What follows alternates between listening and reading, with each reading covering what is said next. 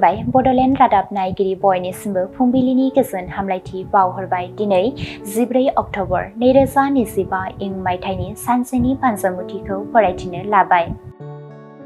मेष राशि गुबुननि नंखाय दाय साजायनानै फान्दायनायाव गिदिर खैफोदाव गोग्लैनो हागौ, जेरावखि थाङा सांग्राङै सोलिनाया गोनां। वृष राशि खामानि मावनो थाखाय गोबां खाबु मोनगोन, गोसो होनानै मावोब्ला जाफुंसारनो हागोन, गाहाम सान। मिथुन राशि गावनि इयुन जिउखौ लानानै जिंगा सिगोन, गोसोआ थाथेरनो हायै उसुखुथु मोनगोन, गाज्रि सान।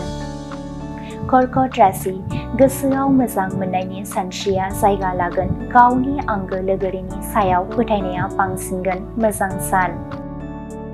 सिंह राशि आखायाव रां रुफा जोबस्रांगोन, गोसोआव गोबां दुखु सहायनांगोन, गुबुननि मदद लायोब्ला गाहाम जागोन।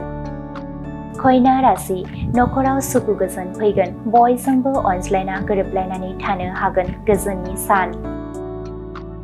तुला राशि मावनो लानाय खामानिफोरा जाफुंसारगोन, गोसोआव गोजोननाय मोनगोन, साना गाहामैनो बारलांगोन। वृश्चिक राशि देहा सावस्रिया गोग्लैसोगोन, बायदि बेराम आजार जानो हागौ, जानाय लोंनायाव सांग्राङै सोलिनाया गोनां। धनु राशि गिदिर खैफोद नुजाथिनो हागौ, बायजोआव ओंखारोब्ला सांग्राङै सोलिनाया गोनां, जेंना गोनां सान। मकर राशि गावनि जिउआव लानाय थांखि सिमांफोरखौ जाफुंसारहोनो हागोन, गोसोआव गोजोननाय मोनगोन, रंजा खुसिजों साना बारलांगोन। कुम्भ राशि गोथार सान, इसोरखौ सिबियोब्ला गावनि साननाय लुबैनायफोरखौ मोनफुंनो हागोन, गोसोआव गोजोननाय मोनगोन।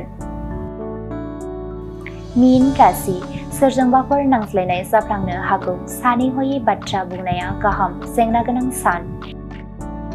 दिनैनि राशि फरायथिनाया एसेनोसै। बेजों लोगोसेनो दिनैनि साना बुहुमनि साफ्रोमबो सुबुंफोरनि थाखाय गाहाम जाथों, बेनि थाखाय बड'लेण्ड रादाब नखरनि जानानै इसोरनि खाथियाव आरज गाबनाय थाबाय। गोजोन्थों।